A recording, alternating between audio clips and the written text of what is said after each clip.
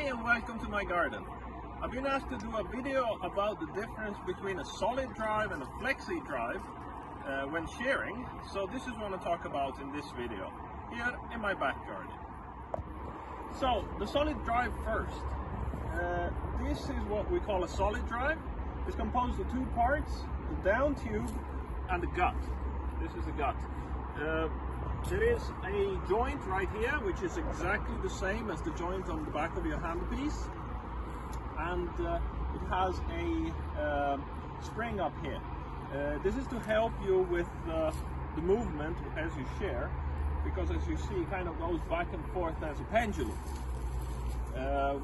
Inside the tube there is a glass fiber tube which gives you basically 100% of power from the shearing plant out to your handpiece.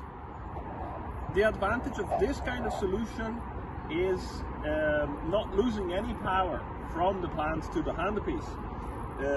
So you have a lot more power out to your cutter as you're working. This of course makes it easier for you to do your job if you're working with, I don't know, strong wool or something like that.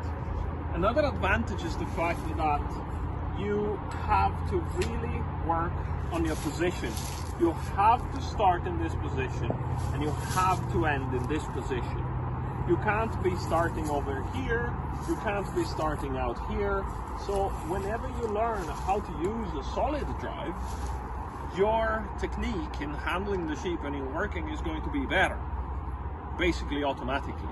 Since this is a constraint, the fact that you can't move around is a constraint on how you work, basically makes it easier for you to learn a proper technique. And proper technique always helps because you always have it. As I normally say, you're strong maybe a couple of hours in the morning. If you're really fit, you'll be strong like 5 hours a day, but you're not strong on your 8 hours of work. In your 8 hours of work, what you still have is your technique. So learning with something like this and being able to work with this, to me, is superior to using a flexi drive. Not only to me, but anyways, because you get better, you get something more out of using the solid drive. Two things are important when I work with this, with the solid drive. Basically, your stand and this solution that I came up with. Your stand has to have the correct height from the ground. This particular stand is one that allows me to change the height so that I am always at the correct height from the ground. I generally want it like that. Some people prefer it all the way up, like that, so that the gut is basically hanging free. Depends what is best for you. The point being, you want the correct height from the ground. This to me is a bit too high. I imagine that we weren't on the grass. Sadly, I do not have a shearing place out here in the back. But what I like is more or less something like that. There you go. This would work for me. I can get my handpiece there. There it's in my starting position. I can work from here. My feet are gonna be here. I'm gonna have my sheep here, and then I'm gonna start working like that. This way I can work in the best possible way. As you see, I'm trying to keep the down tube as straight as possible, and when I'm working on the other blows, like here and so on, as you see, it starts going back and forth in this position, in this movement, pendulum wise. If I, on the other hand, were working with a machine that is too far down, like this, you see that I am already in a worse position. Like, I can get further away on this side, but it's going to be very hard to do my job properly, because already my down tube is moving that way, and by moving it that way it wants to come back. So I'm working against the down tube. Basically but this has got more to do with your technique. The more you work with this, the better you get at using this as a pendulum and working with the down tube instead of against. So you want it to be always swinging in a harmonic way. When it starts working against you, you'll see that it starts moving in weird directions, and that's never a good sign. So height is one important part of it. So correct height helps you. Secondly, you want to make sure that your plant is not moving sideways. This is why I have my tensors here and there. Let's see what happens if I, for example, were to remove this one.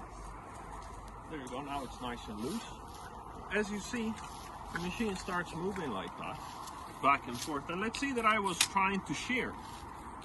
What happens, it's kind of hard to show, but as I was trying to shear this and the machine were moving like that, you see that's going to spoil my whole technique, and it's going to make it very hard for me to be effective at my job.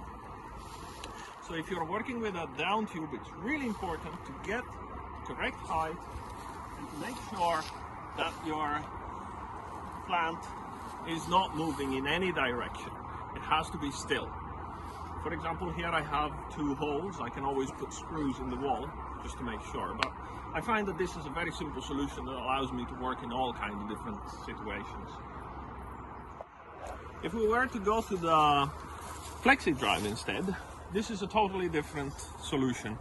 It's as you see, it doesn't matter if the plant is still, and I generally just use something like this, or a double one, or a double length of rope, so I can maybe anchor it over there or over there.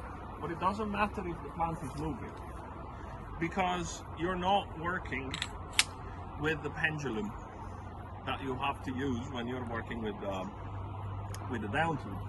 So basically, you do the same thing. You start doing a job like that, and it doesn't matter how you move your hand. It doesn't really matter if this one is still or whatever. And the height is not as important. Of course, you kind of want it at the correct height. So this is for me okay. You might have it a bit higher, a little bit lower, but it's not as important. It's easier to learn on something like this, a Flexi drive, because you don't have the constraints of height, the constraint of having to have the exact correct position in every blow. You can cheat a little bit with the technique, but I always recommend to start and to learn how to use a solid drive. That pays off. If we were to talk about technique, for example, you are always working against this, okay? As I was saying before, you want to have a good pendulum going back and forth, pendulum movement, because then the down tube is going to help you out. It's going to effectively push the handpiece in the correct position and pull it back for you. Here, this is not going to happen. You always have to push the handpiece down. You always have to pull the handpiece down, up again. So in the long run, this is going to be a bit heavier to work with than that, paradoxically. Of course, that one is harder to use. So the difference here between this one and that one in the way they're built is that where there you had a glass fiber rod inside, here you have a steel or a metal rope that goes, that spins. And as you may have imagined, you have 100% of power coming out of the end of that one, but you don't over here. You lose a little bit of power. So this one is both more clumsy to work with and less powerful, but it does have its uses. I find that this is a lot easier to work with when I'm in complicated situations, or when I have very small flocks to shear, like 20 or 30 or something. Then I won't spend the time of setting up the whole thing right there and get it precisely correct. This works, does the job. You're out of there in an hour or something, and that's it. So this is about it for now. I hope this was useful. It answers the questions. Let me know if there's anything else I can explain, and I'll try to do that to the best of my knowledge. Thanks for today, and have a nice day.